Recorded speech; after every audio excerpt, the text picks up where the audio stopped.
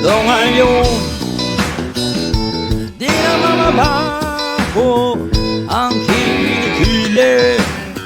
Pabukas ang isip, walang bastos. Pag ikaw ay laging tama, lakas ng tama mo. Kalahat ng mga bagay na walang lagusan mabantot, pag ito ay sumingaw. Tawagin mo bading, ano pake ko, kundi ko tanggap ang sarili ko. Sino pa apektado ba kayo sa gawain ko?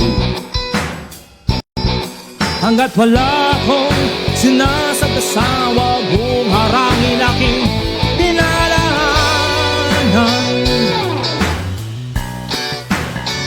Huwag sisigaw ng todo ang kasama sayaw. Hanggat tumagahin tayo ay malaya, di ba kawala? Siguraduhin mo lamang ikaw ay hinog, pag ganito klase ng iyong sigaw. Di mo kaya kikin, isip paniwala. Wala ba naman ako sarili pag-isip? Huwag mo na akong lasunin sa matamis mong dila. Ako na humulot, pero kailanman di ako magpapasago. Huwag sisigaw ng todo ang kasama sayaw. Hanggat tumagahin tayo ay malaya, ipagkawala. Siguraduhin mo lamang ikaw ay hinog, pag ganito klase ng iyong sigaw.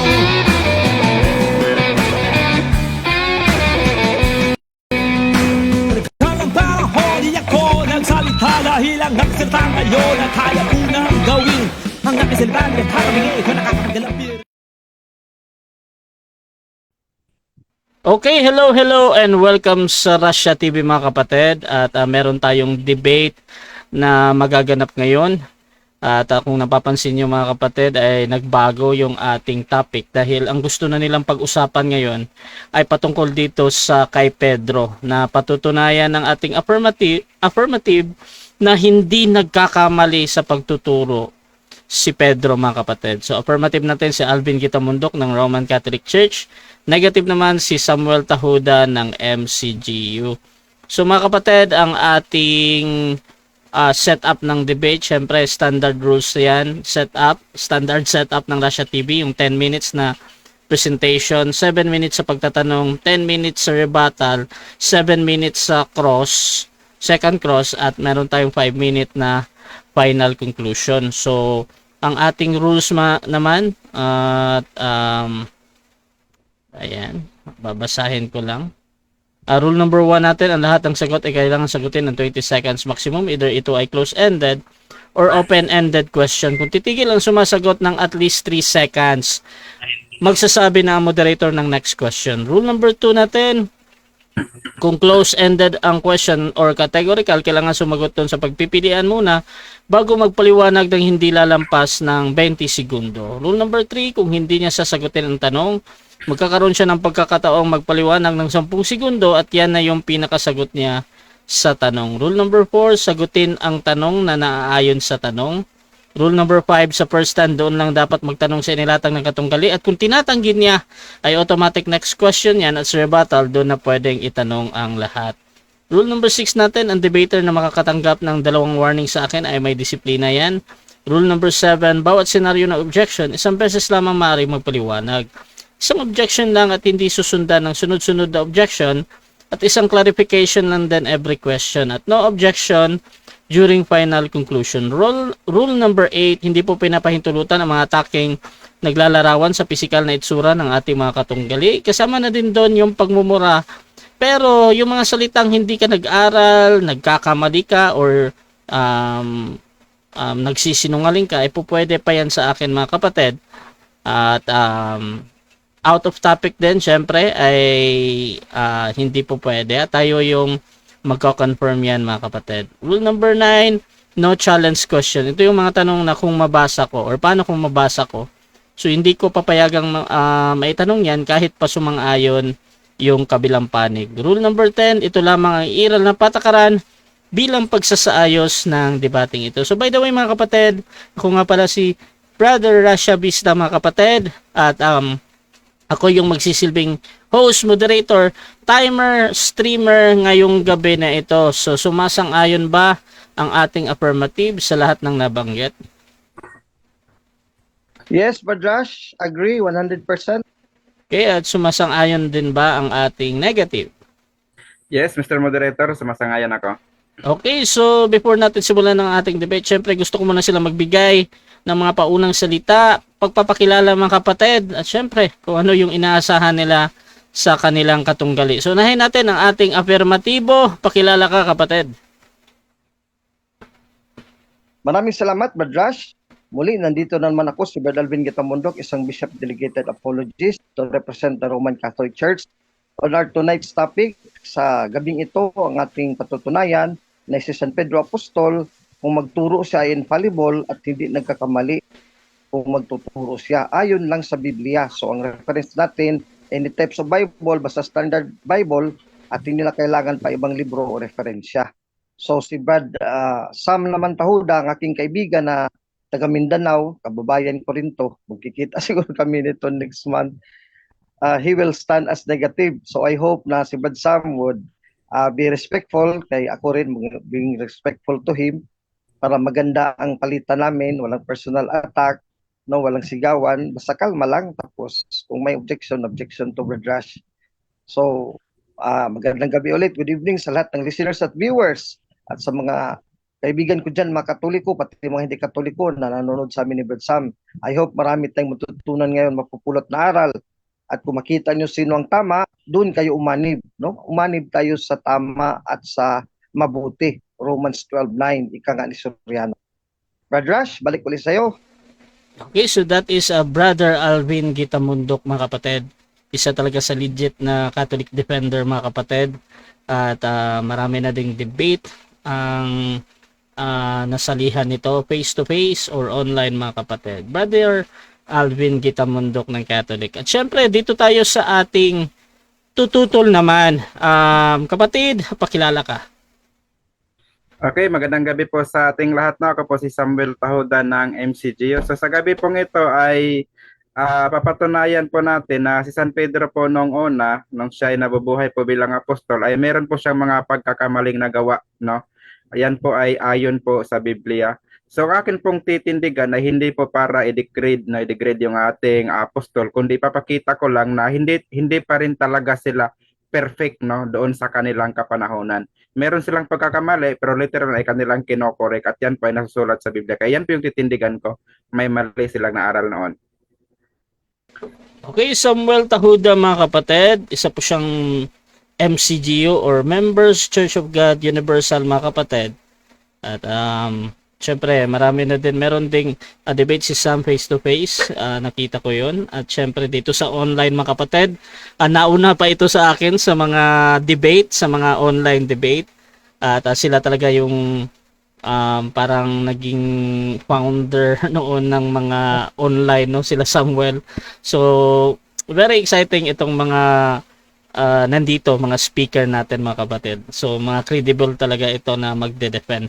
So mga kapatid, ulit sa ating mga bagong pasok dyan, ang topic natin ay patutunayan ko na si Pedro ay hindi nagkakamali sa pagtuturo.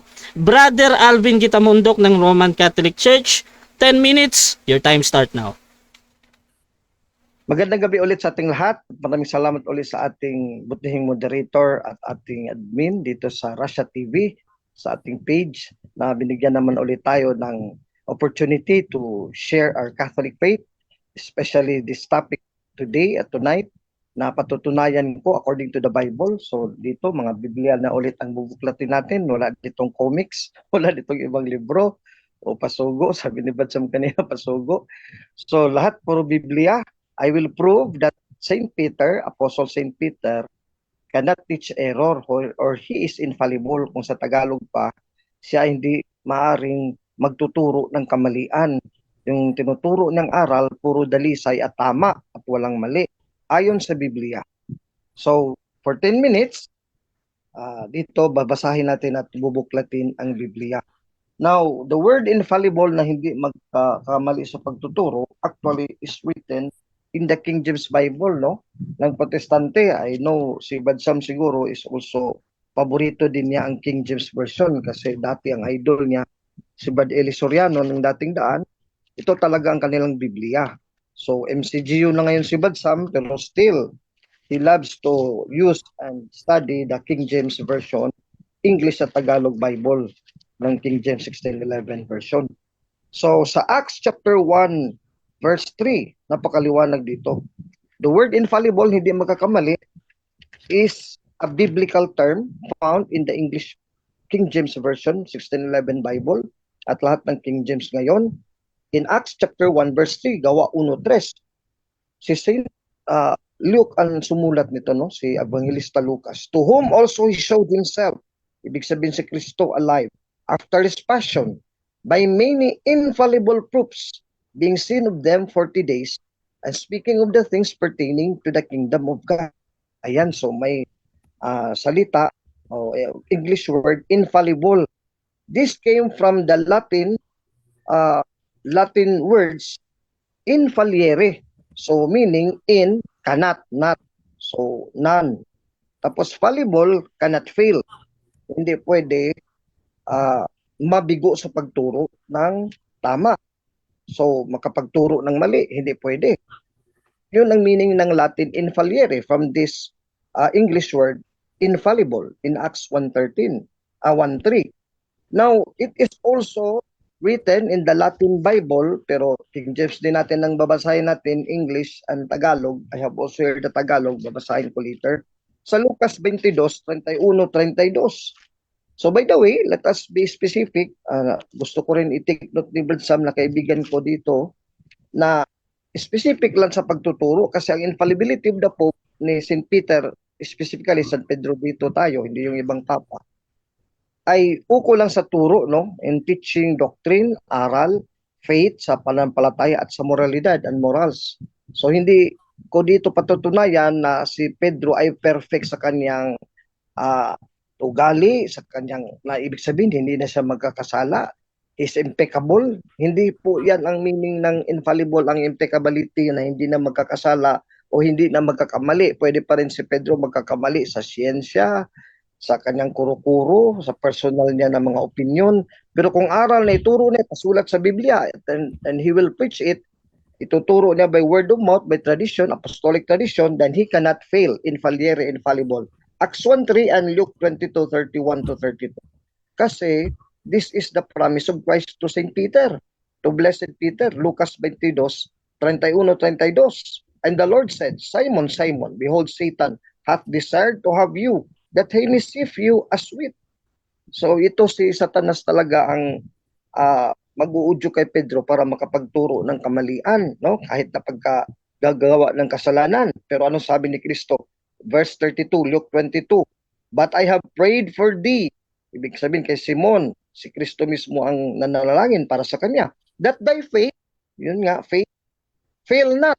O ayan, actually in the Latin Bible, no, aside from the Acts 1:3 na English infallible, letra po letra, dito fail not is the same as the word infallible. Kahit tingnan mo yan sa dictionary. Kaya yung in, not. Fallible, yung fail, cannot fail. Sa Latin, infalliere sa Latin Bible. I have our Latin Bible here. Pero siyempre si Brad Sam, wala naman siyang Latin Bible. We'll just touch on the Tagalog and English. And when thou art converted, strengthen thy brethren. Lucas 22:31-32. So malakas ang ating batayan. So I hope, Brad Sam, Catholic naman ito sa Brad Sam noon nung bata pa siya. Bulay-bulay na sayang siguro yung iniwan ko. Ngayon na nag-dialogue kami ni Brad Alvin, medyo maliwanagan ako sa mga aral ng Katoliko and I will appreciate the Catholic doctrine tapos babalik ako sa simbahan. Brad Sam, hindi ka na dyan lonely na iilan lang kayo dyan. Kayo marami tayo, milyones tayo dito sa Katoliko. Bibo talaga ang langit at ang lupa dahil sa Iglesia Katolika Apostolika Romana. O King James Tagalog version, Lucas 22:31-32. Simon, Simon, narito, hiningi ka ni Satanas upang ikaw ay maliglig niyang gaya ng trigo. Datapwat ikaw ay pinamanhi ko na huwag magkulang ang iyong pananampalataya. So ang pananampalataya ni Simon, the faith that Peter will teach, kaya ituturo, no? Ang kanyang pananampalataya, hindi magkukulang, ibig sabihin ng hindi magkukulang, hindi magkakamali. Hindi siya makapagturo ng kamalian, heresy at error. No, it cannot be possible because this is pangako ni Kristo, nating Panginoong Diyos. At ikaw kung makapagbalik ka ng muli, ay papagtibayin mo ang iyong mga kapatid. Lucas 22:31-32, letra po, letra. No? Cannot fail. Tapos infallible, Acts 1:3, letra po letra. So, bakit ganito ang desisyon ni Kristo among the 12 apostles? He singled out Peter. Kasi malaki kasi ang papel ni San Pedro, Brad Sam, at mga listeners and viewers, both Catholic and Protestant, nakikinig sa atin ngayon sa ating dialogue. Matthew 16:16-19, at sumagot si Simon Pedro at sinabi, ikaw ang Kristo, ang anak ng Diyos na buhay. At sumagot si Jesus at sa kanya ay sinabi, mapalad ka Simon Barjonas, sapagkat hindi ipinahayag sa iyo ito ng laman at ng dugo, kundi ng aking Ama na nasa langit. Ito, this is a teaching of infallible teaching by St. Peter to proclaim to the world, as is written in Matthew 16:15, 16, 17, 18, 19, 20, na si Kristo talaga is the Son of the living God. Ang ibang mga apostol nagkamali, no? Pero si Pedro hindi nagkamali na si Kristo ay anak ng Diyos na buhay. Matthew 16:16. Kaya ang pangako ni Kristo sa kanya ay ganito at nasusulat, matutunghayan natin sa Mateo 16:18-19. At sinasabi ko naman sa iyo na ikaw ay Pedro at sa ibabaw ng batong ito ay itatayo ko ang aking iglesia. Bakit matayo? Kasi si Pedro hindi magkakamali, he's infallible, his faith cannot fail. Luke 22:31-32, Acts 1:3, Matthew 16:18. At sa ibabaw ng batong ito ay tatayo ko ang aking iglesia. Bakit hindi makapagturo ng kamalian sa faith and morals and doctrine, sa aral, sa pananampalataya at sa moral? Kasi ang pangako ni Kristo, letra po letra sa Mateo 18, at ang mga pintuan ng Hades ay hindi magsisipan ay laban sa kanya. Ibig sabihin si Satanas, ang hell, Hades, cannot prevail against the church and especially against Peter. No? So kung makapagturo siya ng mali, ibig sabihin, nag-prevail ang hell o si Satan, natalo si Pedro. Lalabas sa nagsinungaling si Kristo. So kung tutulan ni Brad Sam, lalabas na si Kristo una nagsinungaling. Bago muna ang doktrina ng Katoliko na infallible at hindi makapagtuturo ng kamalian si San Pedro Apostol. Napakaliwanag. At ang mga pintuan ng Hades ay hindi magsisipan na iglaban sa kanya. Dito nakasalig kami, mga Iglesia Katolika Apostolika Romana, from the Pope to the lowest member of the Catholic Church, dito kami nakapundar sa mga salita ni Kristo sa Biblia. Ibibigay ko sa iyo mga susi ng kaharian ng langit. At anumang iyong talian sa lupa ay tatalian sa langit. Mantakin nyo mga kapatid ko mga Katoliko at hindi Katoliko, Brad Sam, Brad Rush, na ito palang susi, anong tatalian ni Pedro? Kung makaturo ng mali, di nakatali siya ng kamalian. Di ang mag-approve din ang buong langit, ang Diyos natin at ang mga anghel at santo sa langit, makapagtuturo ng mali, makapagtali ng mali. Hindi po pwede. It's not possible. At anumang yung kalagan sa lupa ay kakalagan sa langit. Ganun din. Makakalag sila, makaturo sila ng kamalian, damay ang langit. So buong mundo, the whole universe will be teaching error. God will be teaching error. But God cannot do that. Jesus Christ, our Lord and Savior, cannot do that. Jesus, as God and man, cannot teach error because He is our ultimate teacher behind Peter. Matthew 23, verse 7-12. Si Kristo talaga ang nasa likod ng sa likod ng si Pedro Apostol. He is behind Peter, Matthew 16:19. Ngayon, sa 23, sample na to. Kasi isa lang galang pinagtanggol ni Kristo si Pedro na hindi makapagturo ng mali, kaya nang si Satanas ay sumulsul kay Pedro na hindi pwede siya mamatay si Kristo para tubusin at iligtas ang sangkalupaan, sangkatauhan. Sabi ni Kristo dito, dapat lumingon siya sa talatang 23, Matthew 16 pa rin. At sinabi kay Pedro, lumagay ka sa likuran ko, Satanas. Ikaw ay tisod sa akin. Ayan, pinaalis. No? Si Satanas. So, hindi nakakalupig si Satanas kay Pedro at kay Kristo at sa iglesia. Matthew 16, 18, 19. Sapagkat hindi mo ipinag-isip ang mga bagay ng Diyos, kundi ang mga bagay ng tao. Matthew 16:23. So, ibig sabihin, every time Peter would like to think and desire to preach and to teach doctrine for the whole Catholic world in his preaching, in his teaching, hindi siya magkakamali. Maraming salamat po. Good evening again. Rajesh, I'm ready for the cross-examination. Okay, so dyan nagtatapos ang first presentation ng ating affirmative. Brother Alvin Gitamundok ng Roman Catholic Church. At syempre, dako tayo sa ating first cross ng negative. Brother Samuel ng MCGU. 7 minutes para sa'yo, bro. Your time start now, bro. Okay, maraming salamat. Kapatid na Alvin, handa na po ba kayo matanong? Yes, sabi ko kanina, I'm ready. Okay. My question is from Acts 1:3. So sabi dito, to whom also he showed himself alive after his passion by many infallible proofs. Ang tanong ko po, yun pong katagang infallible proofs yan, kay Peter ba yan tumutukoy or or kay Kristo? Diyan sa specific na talata, Acts 1:3, kay Kristo muna. Pero it is applied by St. Luke na sumulat ng mga gawa ng apostol dito sa Lucas 22:31-32, that your faith cannot fail. So yung infallible, applied to Peter, faith that cannot fail. So hindi siya makapagtuturo ng mali. Napakaliwanag dito, Badsam. Siguro binasa mo, Lucas 22:31-32. Okay, next question ko. Okay, so klaro po na sinabi nyo sa Acts 1:3 ha, ang tinutukoy na infallible ay hindi si Pedro. For clarification lang po, yes or no? Yes, kay Kristo yan, tinukoy, pero dinugtungan ko, huwag mong putulin ang sagot ko. Sa Lucas 22:31-32, the word infallible, which is cannot fail, is applied to Peter specifically. No? Kung basahin natin, Simon, hiningi ka ni Satanas, datapat ikaw ay pinamanhi ko. Huwag magkulang ang iyong pananampalataya at pagtibayin mo yung mga kapatid. So your faith Next cannot question. fail. King Okay. John. Next question ko naman dito sa Lucas 22:32, no? So sabi dito, but I have prayed for thee that thy faith fail not. So ang tinutukoy ba dito ay ang teachings na ipapangaral ni Peter or ang kanyang faith mismo? Yes, the faith of Peter. And i-teachings din niya kasi sa Matthew 16:19 meron siyang kakalagahan kingdom of heaven. Kasama yung pagtuturo. Nagturo si Pedro since the time na kasama siya ni Kristo hanggang sa kanyang kamatayan. He wrote letters, 1 Peter, 2 Peter, at wala kang mababasa dyan na mali na aral ni Pedro sa Ebanghelyo at sa kanyang mga sulat katoliko. Epistola Catholica ad Sancti Petri Apostoli. The Catholic Epistles of St. Peter the Apostle. Dalawang katolikong sulat yan.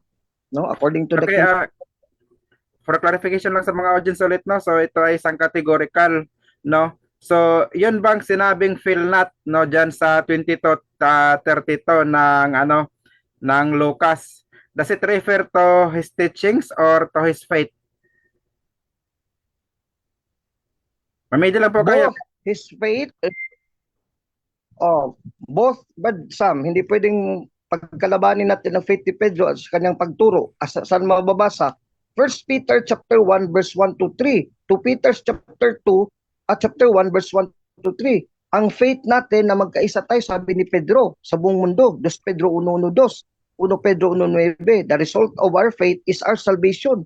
So kasamang teaching yan. Kaya nga sinulat niya 1 Peter, 2 Peter, Epistola Catholica at Sancti Petri Apostoli, walang mali. Kaya bumalik ka na Blagsam sa Katoliko kay. Okay. Next question ko naman dito sa Matthew, no? Yung sa Mateo 16:16. So, ang itatanong ko dito, ito bang sinabi ni dito ni Peter na sabi, and Simon Peter answered and said, Thou art Christ, the Son of the living God. So, ito bang binanggit niya na mga katagang ito? Ito ba yung may tuturing natin na aral? Yes or no? Yes, this is the faith of Peter na wala sa ibang apostol at wala sa ibang tao. Kahit nga sa mga propeta, wala pa ito nadeklara nga si Kristo talaga, literal ang anak na Diyos na buhay. So Peter was the first person to be enlightened by the Holy Spirit and God the Father to teach infallibly. Hindi nagkakamali, Matthew 16:16. Dahil even the gates of hell cannot prevail against Peter's faith and the church, Matthew 16:18. Tapos bibigyan ng susi ng kaharian, Matthew 16:19. Okay, next question Makapagturo ko. ng mali. Okay. So, dahil sabi mo yung sinabi ni Peter, yun ay teaching. So, ito naman, ito binanggit mo rin kanina itong verse 22 naman, 16:22.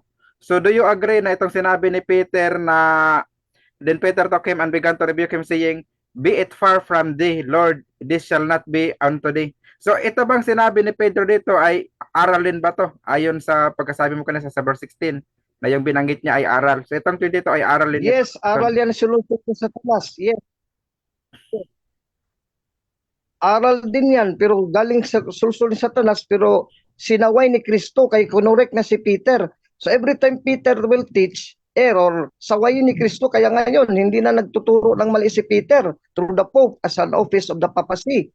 Kasi kung magturo siya ng mali, Okay, next question ko. Okay, ang sabi mo ito, okay, ang sabi mo ito ay aral na sulsul ni Satan. So, dahil ito ay aral na sulsul ni Satan, so inaamin mo ba na itong inaral ni Peter dito ay mali sa verse 22? mali, pero hindi is the whole world kasi corrected na. Pag may mali na turo tapos na corrected in the Bible, yung corrected ang susundin natin. Hindi pwede na dalawa. Sundin mo yung mali, sundin mo yung tama. Ano ka ba, Brad Sam? Parang ganito ba? Inutusan ka na yung tatay, bili ka ng suka, tapos bumili ka ng toyo. Corrected ka na ng suka, so suka na binili mo ngayon. Bakit ipipirs mo pa na tama yung binili mo toyo? Isuka ng sinunod mo. So ganyan lang, Brad Sam, very simple. No problem. Next Okay. question. Okay, ang next question ko, may sinabi ka kanina, yung ibang Brad mga... Josh? Hello? Okay. May sinabi ka kanina na ibang mga apostol nagkamali, si Pedro lang ang hindi. So gusto ko lang kumpirmahin kung yun ba talaga yung aral ninyo na si Pedro lang ang tanging infallible na apostol. Maliban sa kanya, yung iba nagkakamali na. Yes, kasi sa Matthew 16:18, he was sorted out. Luke 22:31-32, he was sorted out among the apostles. Ang your faith fail not, sa kay Peter lang, hindi naman sinabi kay Santiago, your faith will not fail. So Peter lang taga specifically because it only needs one man, the leader, to be infallible in teaching. Kaya nga si Kristo, isa lang din siyang persona nagtuturo ng walang kamalian. Si Pedro yung sinusundan ni Kristo na hindi magkakamali. Okay. Next question ko. Dahil sinabi mo si Pedro lang ay hindi nagkamali. So itatanong ko lang ito na, are you aware ba na si San Pedro ay sinaway ng kapwa niya apostol? Yes, but it is matter of behavior in Galatians 2:14-17. Oh, it is a matter of behavior na yung aral, no? Nagpaimbabaw siya, he is acting a hypocrite. Okay, thank you. Okay mga kapatid, so dyan nagtatapos ang first cross ng ating negative. At syempre, dako muna tayo sa ating comment. Shoutout muna sa ating nasa live kay Boyet, Benny, Go, Samuel Tahuda. Shoutout din kay Aladin Gregorio, is watching daw siya.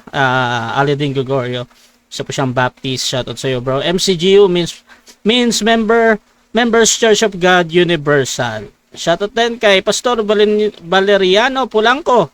Ayos, Universal versus Universal. Shoutout din kay Liluch Lavena, Salita ng Diyos, ang batong iyan.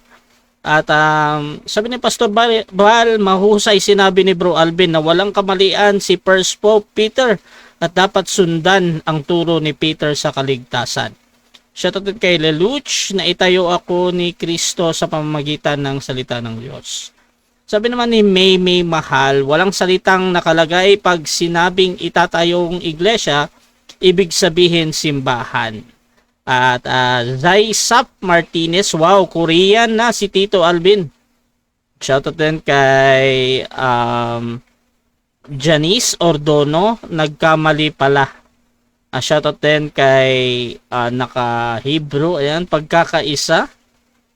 Basahin ko nga, nawala. Pagkakaisa ng Iglesia Katolika, Efeso 4:4 hanggang 8.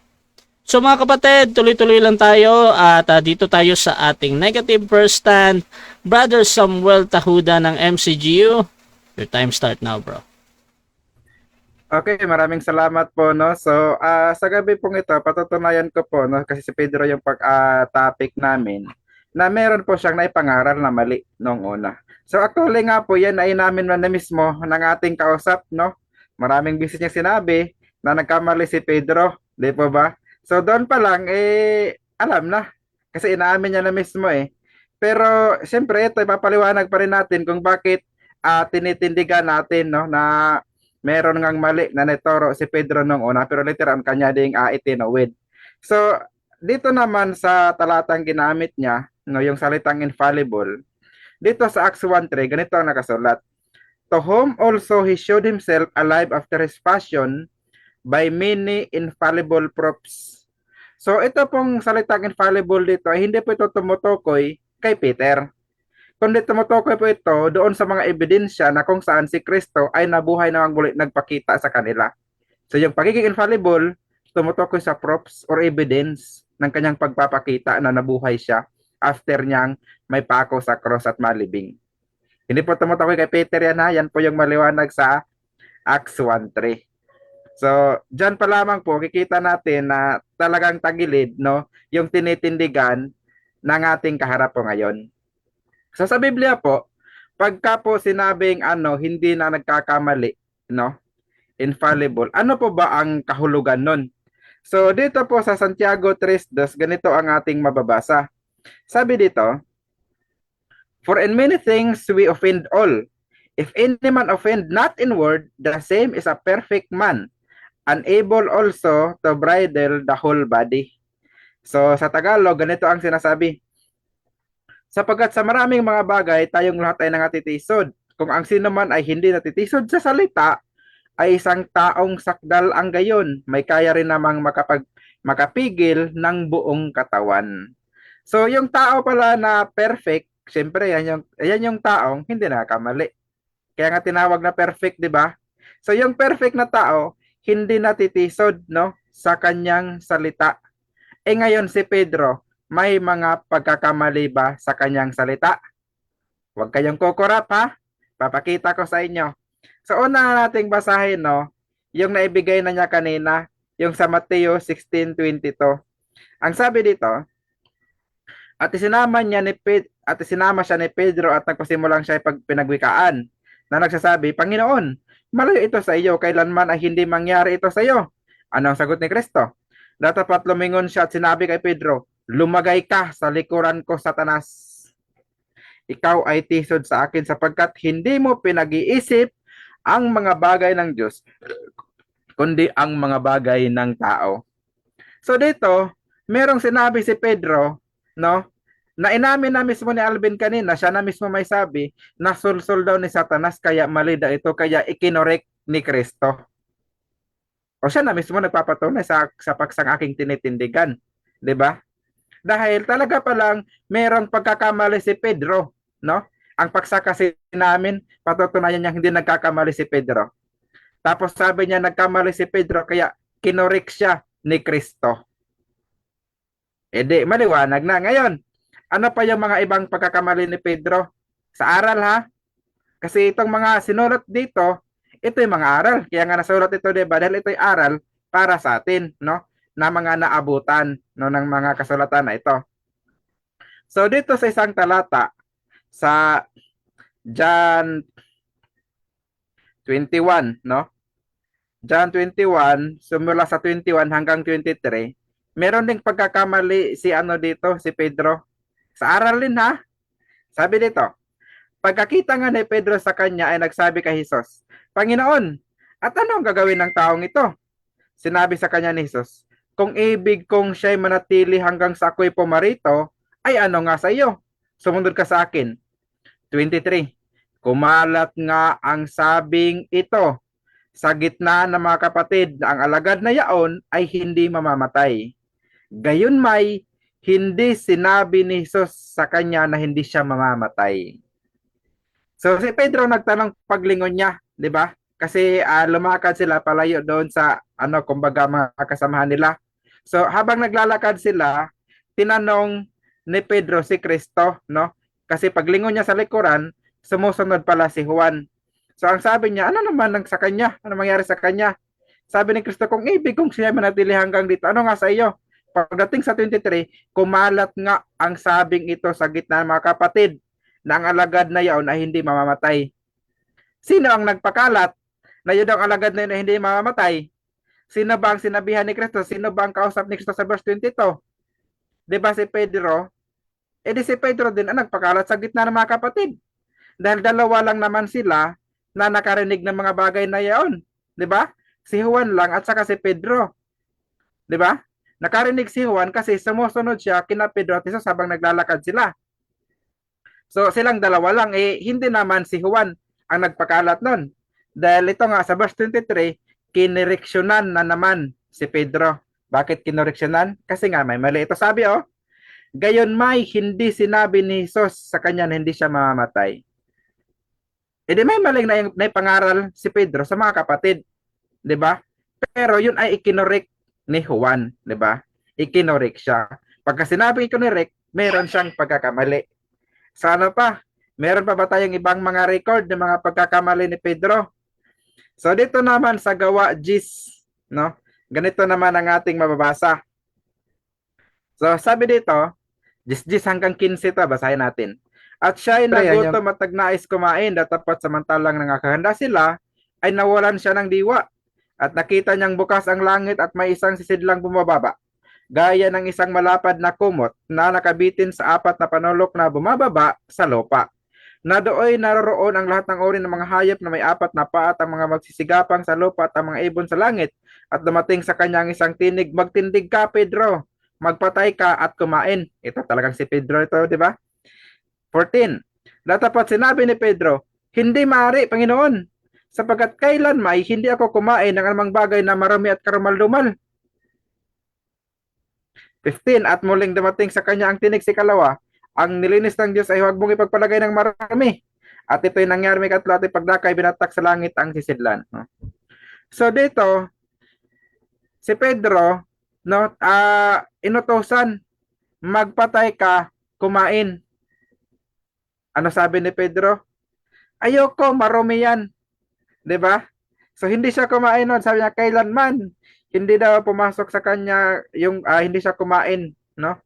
Ng mga bagay na marami at karumal-dumal. So yung mga bagay na mula sa langit, no, na pinakita ng Diyos kay Pedro, na sinabi magtindig ka, magpatay ka at kumain. Ang sabi ni Pedro, hindi ako kakain dahil marumi yan. Kung marumi pala yon, bakit pinapakain ng Diyos? 'Di ba? So dito sa tagpong ito, mali na naman si Pedro. Kasi kung hindi mali si Pedro, bakit kumakain kayo ngayon ng baboy? 'Di ba? Hindi dapat gumaya kayo kay Pedro na hindi. Kailanman hindi pumasok sa aking bibig ang mga bagay na marumi at karumal-dumal. 'Di ba?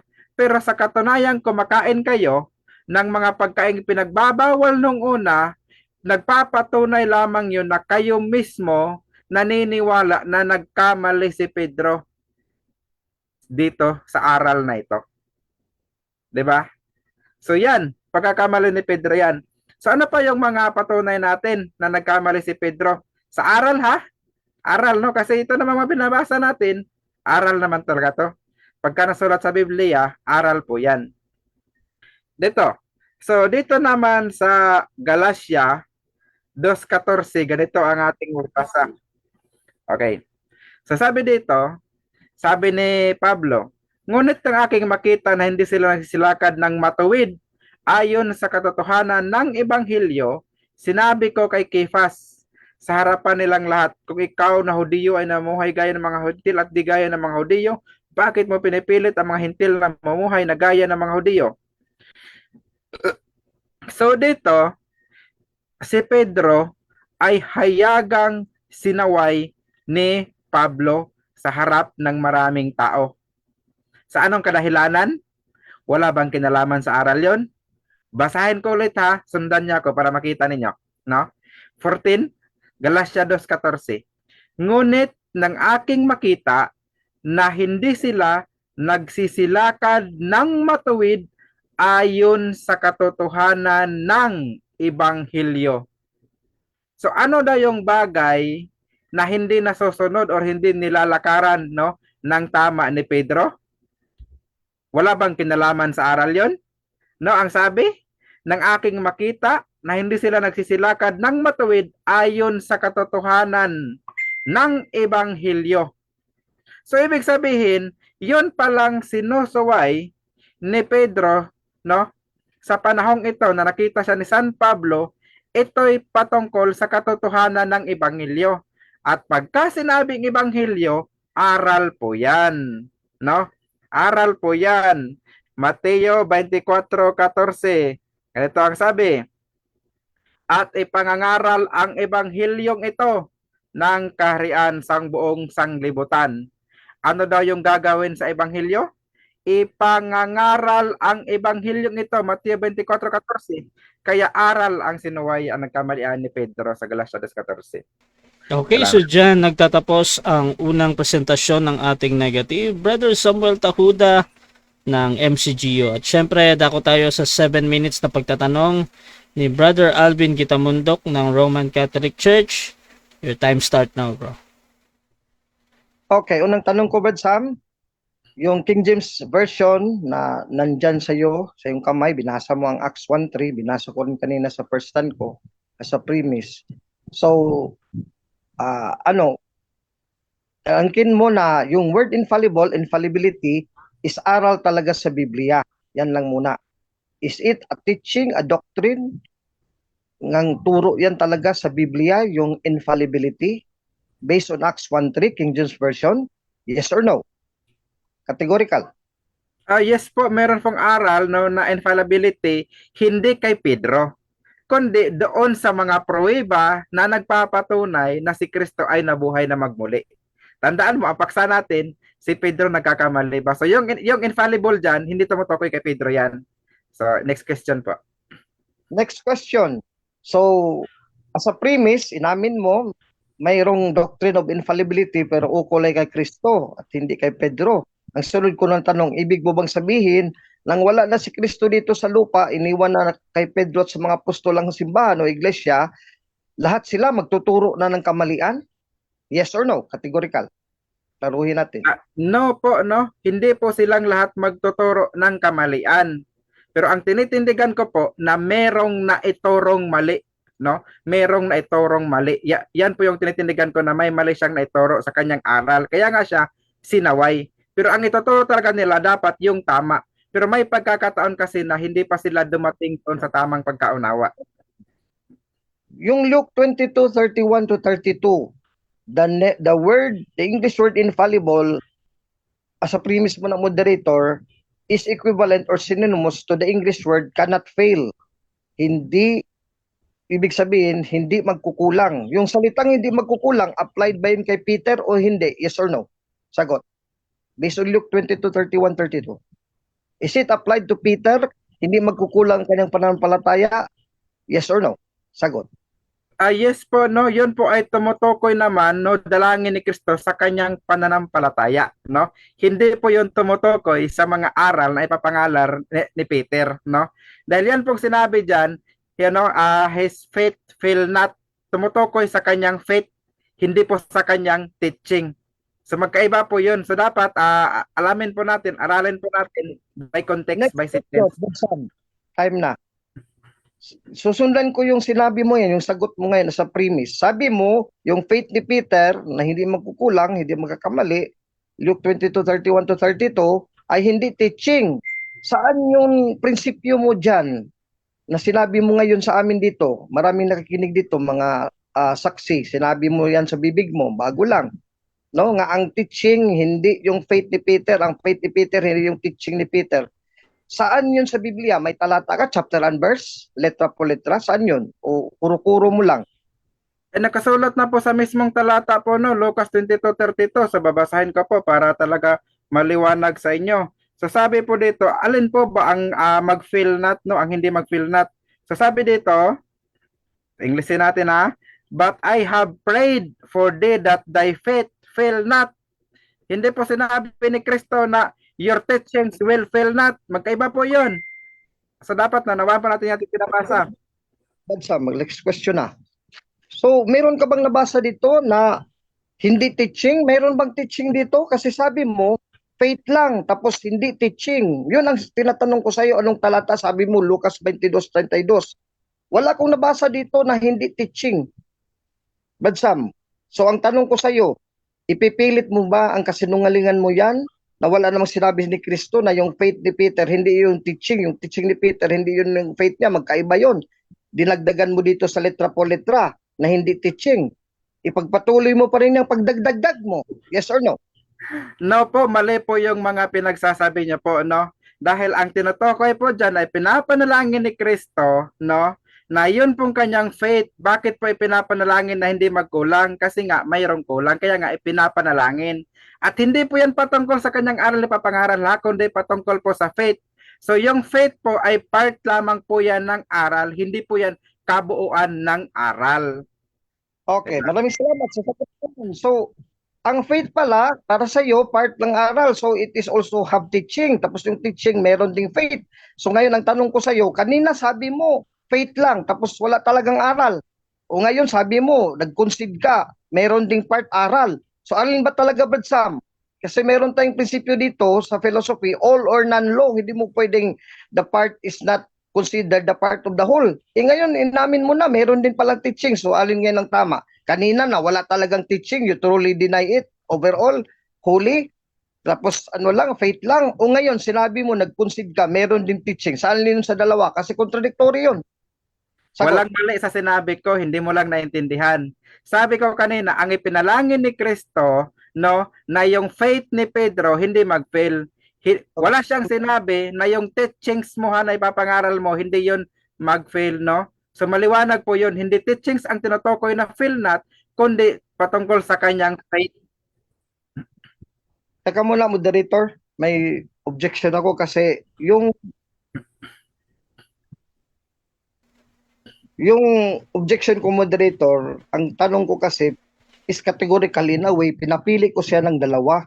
Alin ang mas tama? Yung una niyang pahayag na maliwanag dyan, naka-video tayo, naka-record, maraming saksi, na yung teaching talaga, hindi yun ang faith ni Peter. Yung faith ni Peter, hindi nang tindig mo sa negative eh. Hindi rin yun yung teaching, so exclude each other. Tapos later, moderator, kumambyo siya. Yung teaching pwede din part sa faith. Ang faith din pwede part sa teaching. Wala na yun, iba na yun, moderator. So pinagpili ko sa saan yun sa dalawa ang mas tama. Kasi hindi yun pwede. Okay. So siguro since mahaba yung parang pagpipilian, no. Bali ganito na lang, ang objection ni Brother Alvin is saan yung tama, yung una or yung sa pangalawa. Bro Sam, meron ka bang counter objection doon before ako maghato? Yes, may counter objection Proceed. ako doon. Kasi hindi kasi niya nakukuha talaga ng tama yung sinabi ko kanina. Kaya iniisip niya na nagkukontrahan. So wag niyang baguhin yung mismong sinabi ko, no? Yung mga pagpipilian mo kasi binabago mo na kaya pinapatunog mo nagkontrahan. Okay, so ganito, magde-decide ako. Doon sa tanong, as a moderator talagang tinitingnan ko yan as a valid question. However, kung merong sabi mo nga ay hindi ganun yung sinabi mo, so I advise doon ka lang sa 10 seconds po kung wala kang mapili na yung una or yung pangalawa ba. So bro Sam, gagamitin mo ba ito ngayon or anong gagawin mo? Yes, gamitin ko yung 10 seconds. 10 seconds bro, proceed bro. Kasi wala ka sa choices niya yung tamang sagot kasi yung choices niya hinihilot-hilot niya na hindi yan mismo yung sinabi ko. No, kaya tama pareho yung sinabi Next ko, question. yung niya mali. Next question, Double Sam. So, alam mo ba sa Biblia, letra po letra, dito tayo, hindi to showdown na, pero tanong ko sa'yo, very categorical. Alam mo ba sa Biblia na ang faith of the apostles, pati ni Peter, buong faith, is the whole teaching din, yun din ang aral. Meaning, synonymous or equivalent, faith is equal to teaching o aral. Aral is equal to faith o pananampalataya. Alam mo ba, may talata yan sa Biblia? Kasi alam ko Ikaw, alam mo? Yes or no? Anong talata? Categorical yan ha. Magbigay ka ng talata kung alam mo. Kung hindi mo alam, sabihin mo honestly, Badalvin, hindi ko alam anong talata yun. Sagot. Okay, sagot ko po. Wala pong talata na yan po ang all, no? Kung sinabi mong kabuuan, wala pong ganon. Dahil sabi ko nga, ang faith ay part lamang ng teaching. Hindi po siya kabuuan or wholeness ng teaching or fullness. Wala pong ganon. For confirmation ng Badsam, for confirmation. Time na bro, 7 minutes time. Okay mga kapatid, so dyan nagtatapos ang ating first stage ng debate. At shoutout muna sa ating nasa live dyan mga kapatid kay ito, infallibility of Peter. In fact, the doctrine of infallibility is implicit in this Petrine text, John 21:15 to 17. Shoutout din kay ang haba ng comment ni Shoutout kay Emmy Alfonso, kay Rodolfo de los Reyes. May itinayo na si Kristo kay Pedro. Wala nang sinabihan si Kristo na ibang tao. Shoutout din kay May mahal ko. Umsim pero inchi. Shoutout din kay Janice Ordono, sinaway ni Pablo. At nagkamali pala. Ayan, sabi niya. Shoutout din kay Liluch, may pagkakaisa ba ang mga Katoliko? Shoutout din kay Zaisap Martinez. Wow! Korea na si Tito Alvin. Ito ko kanina. So mga kapatid, dako tayo sa ating... syempre ito, di ko pwedeng palampasin to. Brother Roel Tio, shoutout sa iyo lagi bro. At again mga kapatid, sa ating mga bagong pasok dyan sa ating live, ang ating pinag-uusapan ngayon ay patungkol kay Pedro, na patutunayan nga ng ating affirmative na si Pedro, ayan, teka, wala yung aking, eto, patutunayan ko na patuloy, ay hindi,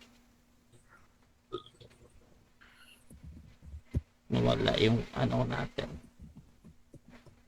Okay, patungkol ito kay Pedro mga kapatid na siya ay hindi na nagkakamali doon sa aral. So mga kapatid, dako tayo sa ating rebuttal. Brother Alvin, rebuttal, your time start now. Maraming salamat Badrash at muli magandang gabi sa ating lahat, lalo na sa ating katunggali ngayon na kaibigan natin si Brad Sam Rahuda ng MCGU.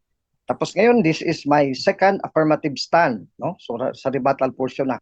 Ngayon, doon sa last question ko, dito kasi every time I debate, I always make it a point na i-prove ko na itong mga kalaban ko, hindi lang si Badsam, marami talagang hindi alam sa Biblia. Ignorance of the Bible.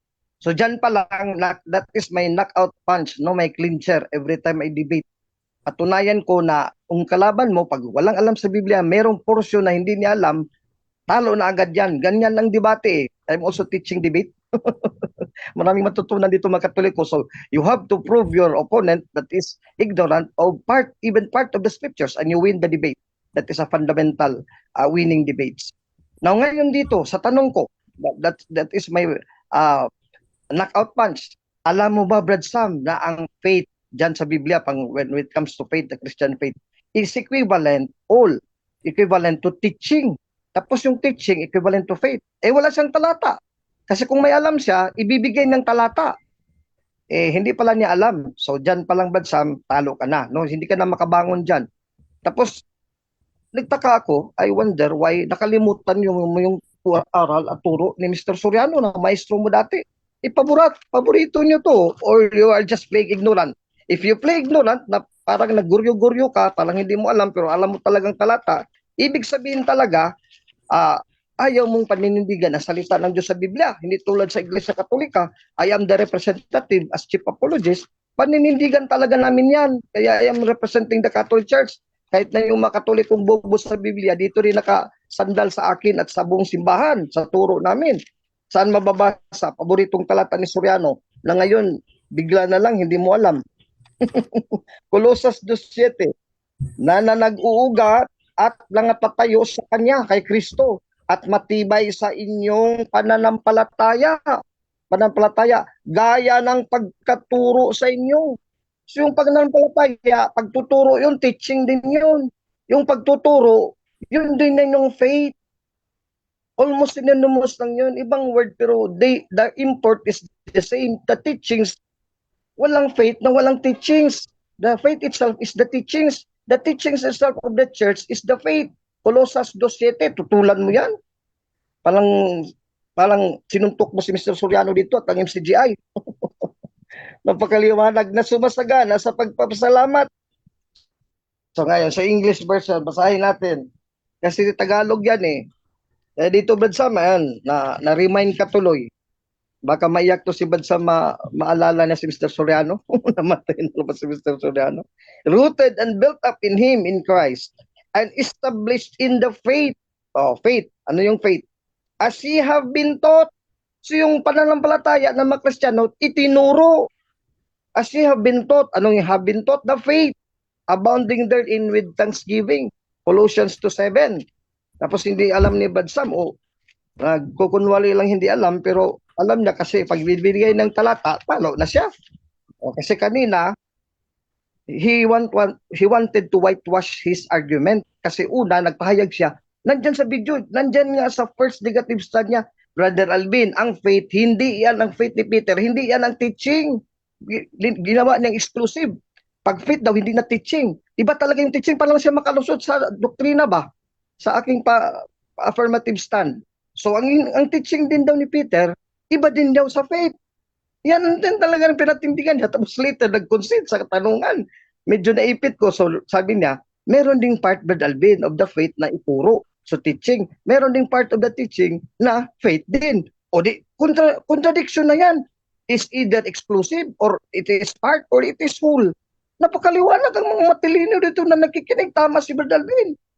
Naiipit ka doon. Dapat pumili ka lang ng isa sa dalawa kasi mag-contradict yun. Either the faith is the teaching or the faith. Or is not. Ngayon, silabi mo, part pala. O hindi na yung is not. Mali na yung exclusive mo na ang faith hindi teaching, ang teaching hindi faith. Kasi sabi mo, later, na ang faith pala, part na nag-teaching, ang teaching pala, part na ng faith. Magka-contradict yun. Huwag mo lang i-deny. Ba't sabi naka-video na yan? Marami kami. Ako nakikinig, I'm a good listener eh. Kaya nga maraming nag-pray sa akin, Brother Alvin, why are you a good debater? Sabi ko, because, sister, I am a good listener. Pinakinggan ko yung mga daldal ng kalaban ko. Part yan sa debate. Pag hindi ka nakikinig, pinakinggan mo lang sarili. Parang ngayon, hindi na si Badsam nakikinig sa akin. Pag nag-iisip ka anong sasabihin niya mamaya, anong itatanong niya sa akin, ay, mahina yan na taktika. Dapat talaga makinig ka sa kalaban mo.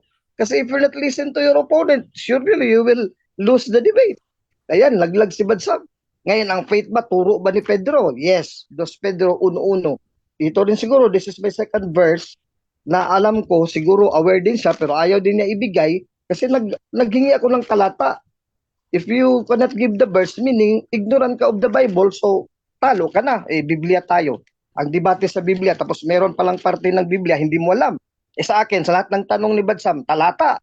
Isa-dalawa pang talata mabigay ko sa 20 seconds. Ganyan ang Katoliko. Ang kagandahan ng Iglesia Katolika, matalata, mabiblia talaga, letra po letra, walang dagdag, walang komentary. Pag naghingi si Badsam sa akin ng talata, ibibigay ko, talata, letra po letra. O 2 Pedro 1:1, Simon Peter, a servant and an apostle of Jesus Christ, naging apostol siya at alagad ni Kristo sa paano? To them that had obtained like precious faith, like ours, with us through the righteousness of God and Savior Jesus Christ.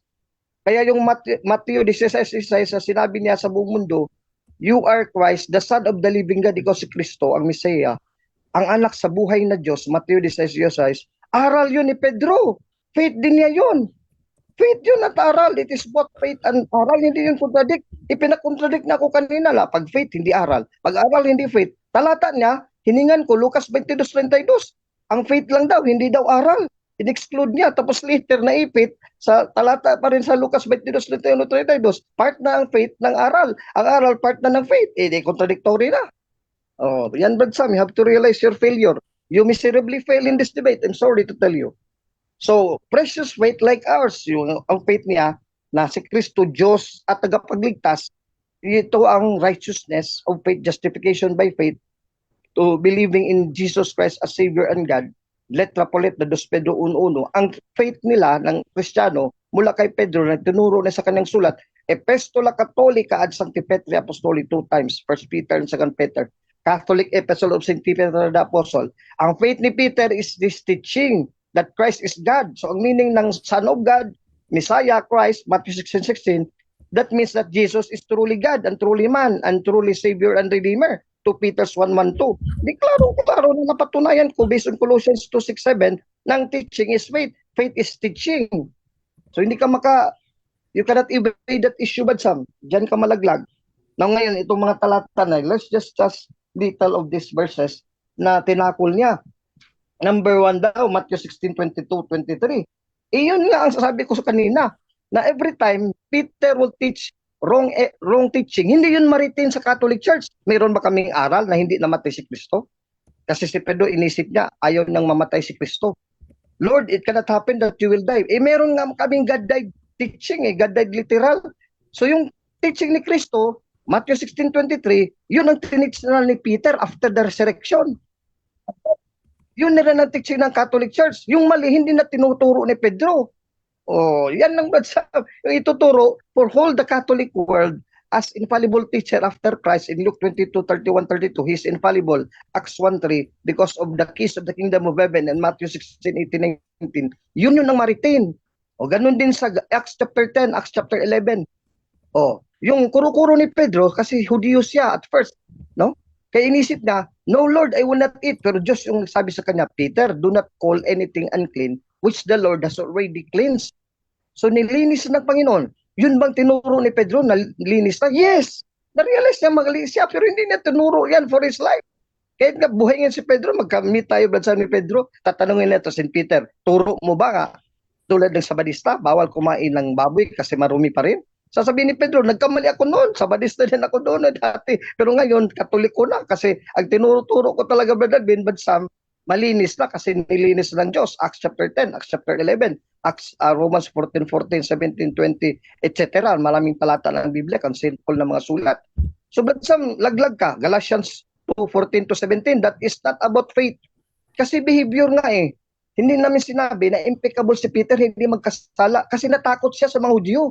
Baka i-down siya, no? Hindi na siya kilalanin na Hudyo. Ikaw pala, hintil ka na ng, you behave like a Gentile. You are eating Gentile meats. Pork, for example. Kasi Peter, umalis. At saka si Santiago, nadamay din ng mga apostol. Kaya pinagalitan siya ni San Pablo. He was corrected. No? Pahindihan ang teaching because Peter was eating with the Galatians 2:12. He was eating first. Bago nga siya sinaway ng mga Hudyo at na Pablo mismo dyan sa Galacia 2, kumakain pa siya, Galacia 2:12, letra polita, with the Gentiles, sa kumain siya ng mga bawal. So yun ang teaching niya. Yung umalis na siya, hindi na siya kumain, huminto sa pagkain sa mga pinabawal sa mga Hudyo, yun nang nagkamali siya doon. Pero hindi yung teaching niya, kumain na talaga siya. It is already all right to eat kosher food. So but some, laglag ka dito, wala ka talagang mapatunayan. John 21, hindi yan aral ni Pedro at ng mga apostol at ng Catholic Church na hindi mamamatay si Juan. Ang sabi dyan, hindi mamatay na mamartir, naputulan ng ulo, na ipako sa krus, pero mamamatay in a natural death. Yun ang ibig sabihin na, tama ba si Pedro? At tama, may pagkama din si Pedro kasi hindi namatay na pinatay si John. He died a natural death. Yung the 11 apostles, they died because they were killed, they were murdered, they were martyred. So ayan, hindi yan ang chismis ni Pedro siya napakalat, walang aral na ganyan ng Iglesia Katolika. Ngayon, alam namin si Juan namatay, pero in old age. So, dito na lang. Maraming salamat po. I'm really Okay, at dyan nagtatapos mga kapatid ang rebuttal ng ating affirmative at syempre, dako tayo agad sa ating second cross. Brother Sam, 7 minutes. Your time start now, bro. Okay. So, meron ka sinabi kanina no, na ang lahat ng teaching ay faith. So, ang itatanong ko lang, itong sinasabi sa 26 ng Santiago 2, sapagkat kung paanong, inglesin nga natin. Ito, for as the body without the spirit is dead, so faith without works is dead also. So, yan bang faith dyan ay isa lang ba yan or yan din ba yung works na binabanggitan or magkaibang bagay yan sila? Dito, kung i-context mo, ang sagot ko, Badsam, starting James 2:18 tapos hanggang 26, faith and good works. Kasi yung pananampalataya nila, gumagawa din. Mali yung pananampalataya na walang gawa, hindi yung tunay na pananampalataya. Yun ang pinipreach ng mga apostles, the faith that works. So mali yung mga born again na walang works. Yun ang tunay na faith. Okay, next question ko. Okay, so agree ka ba na yung works na binabanggit dyan ay teaching yan, itinuturo yan. Hindi lang talaga teaching, kundi sobra pa sa teaching kasi gawain yan eh. Ibig sabihin ng teaching, go to the world and baptize, Mark 16:16. Oh, hindi lang yung teaching, gagawin mo talaga, magpabaptize mo ka ng tubig. O nagpabaptize mo ng tubig, Acts 8:39, ay ayaw mong manampalataya dyan sa water baptism, kaya mali-mali ka. Okay, next question. Okay, so tanggap mo no, na yung teaching ay hindi lang faith lahat, kundi meron din teaching na works. Tama po ba? Hindi ko tinanggap na meron ding teaching hours. Ang buo talaga na faith, kasi ang buong faith, kalakip na yun, nakaloob na yun ang works. Parang sardinas ba? Lata. Napaloob na yung sardinas, yung meat of the sardines. Yun na yung work. Hindi mo pwede i-separate yun na iba yung faith, iba yung work.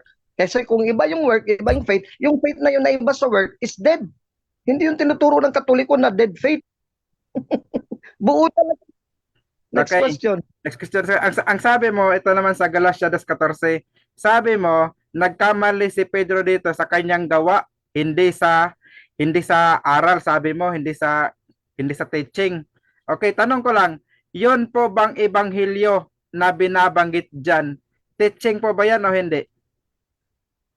Ang ebanghelyo teaching, pero ang sinasabi dito, hindi siya naglalakad. So ang ginagawa niya, na nagkamali siya, hindi na naglakad ng matuwid. Pero katotohanan pa rin ng ebanghelyo, tinuro ni Pedro. As a matter of fact, sa Galatia 2:12, kumain siya, sumama siya sa maintil, una pa kay Pablo. Umalis siya. So doon siya nagkakasala, pero nakakain na siya ng pagkain ng maintil. Next question. Okay, next question. Okay. Yun bang ginawa ni Pedro, no, na siya'y kumain kasama ng mga Hudyo tapos umalis? Yun ba ay labag sa aral ng ebanghelyo? Yes or no? Yes, makalabag siya ng aral, pero hindi siya makapagturo. Kasi ang turo niya, kumain siya kasama ng mga hintil. Galatia 2:12, sapagkat bago nang sidating ang ilang mula kay Santiago, ay nakisalo siya si Pedro sa mga hintil. Oh, ngunit lang sila'y nagsidating na si Pablo, siya'y umurong at humiwalay sa mga hintil. So ang teaching na is tama. Tapos umalis siya sa tama. Okay, next question. Okay, tanggap mo ba itong sinasabi sa 2 Tesalonica 2:15 na ang kanilang mga sinulat at sinabi ay mga teaching o aral? Yes or no? Yes, at yun din ang faith, Colossians 2:6-7, 2 Peter 1:1-2. Huwag mong chap-chap yan. The faith is the teaching is the faith. Hindi mo natutulan yung mga letra po letra to. Tanggap ko yan. No problem. Oh, next question. Okay. Okay, so sabi mo, tanggap mo no na yung kanilang sinabi ay aral yon. Okay, so sa makatuwid, tanggap mo na yung sinabi niya sa 10:15 ng gawa na hindi siya kain ng mga marumi at karumaldumal, yun ay aral yon na mali sa panahon ngayon na sinabi niya. Yes or no? No, hindi po aral yun kasi ginawa yun ni Pedro out of his ignorance kasi Hudyo pang isip niya, Jewish thinking. Katulad yun ng Matthew 16:23. He was corrected by God himself, the Holy Spirit. Hoy, Pedro, kumain ka na. O ngayon, ang teaching ni Pedro for all the world, sinunod ng Katoliko at ibang protestante, nangopya sa Katoliko. Di, pwede nang kumain ng baboy. For exception sa Badista, at Iglesia sa Diyos, bawal dinuguan, bawal baboy. So yun lang tama. Turo ni Pedro. Next question.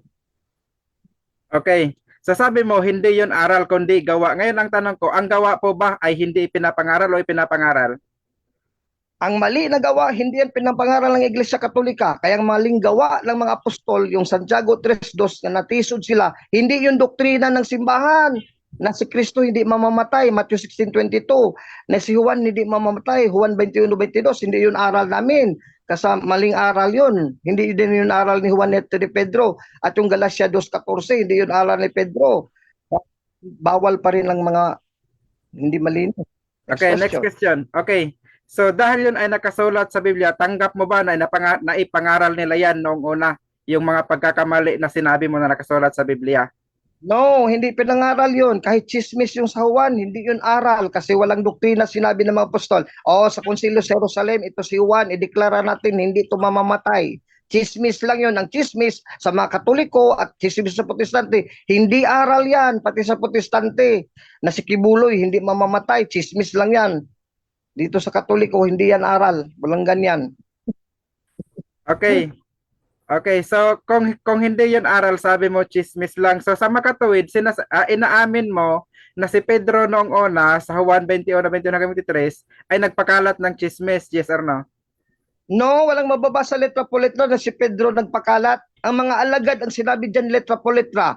Si Pedro nga was corrected by Jesus in John 21 verse 21 to 22. Kaya yung correction ni Kristo, yun ang sinunod ni Pedro, yun ang pinangaral. Iba yung nagchismis, iba yung sinunod ni Pedro, ang tama.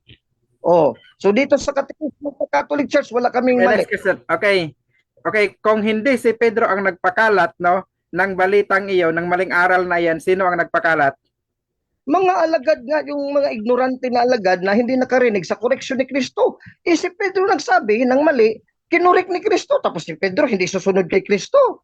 Sabi nga ni Kristo sa verse 19, sumunod ka sa akin. Hindi mo alam John 21:19, ang dami mong hindi alam sa Biblia. Katoliko magaling talaga sa Biblia John 21. Okay, next question. Okay. Pwede mo bang pangalanan sa akin, ibigay Time, yung time, pangalan, time. yung sinasabi mong alagad na nagpakalat ng chismis? Time.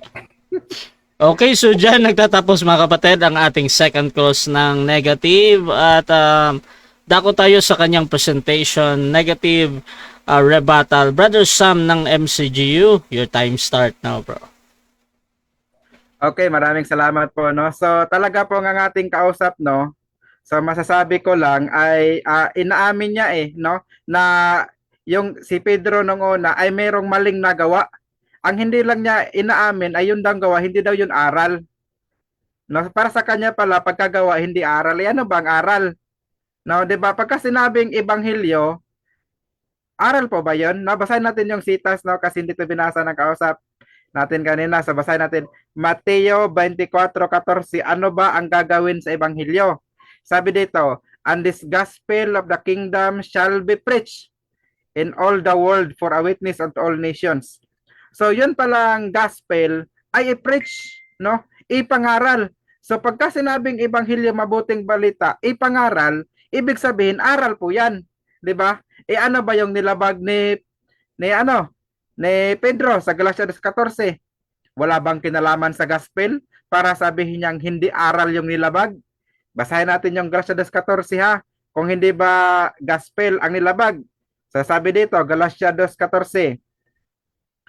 But when I saw that they walk not uprightly according to the truth of the gospel. So ano daw yung hindi nila matuwid na sinusunod? No, sabi dito, I saw that they walk not uprightly according to the truth of the gospel. So yun palang hindi nila sinunod ng tama, no? Hindi yung hindi nilakaran ng tama, ayun palang katotohanan sa ebanghelyo. Ano yung ebanghelyo? Ipapangaral sa lahat ng bansa. Kaya ano ang kanyang sinuway? Aral, no? Aral, hindi lang naintindihan ng ating kausap, no? Yan yung totoo diyan, no? Dahil para sa kanya, yun daw lahat daw ng aral ay faith. Pagka daw sinabing faith, yan yung kabuuan ng aral. Batayan niya Colossus 17. Basahin natin yung Colossus 17 kung ganun ba yung sinasabi, no? Kung tama ba sa kanyang paliwanag, no? Nagbabasa siya ng sitas, iwan ko lang kung naiintindihan pa talaga niya ang kanyang binabasa, no?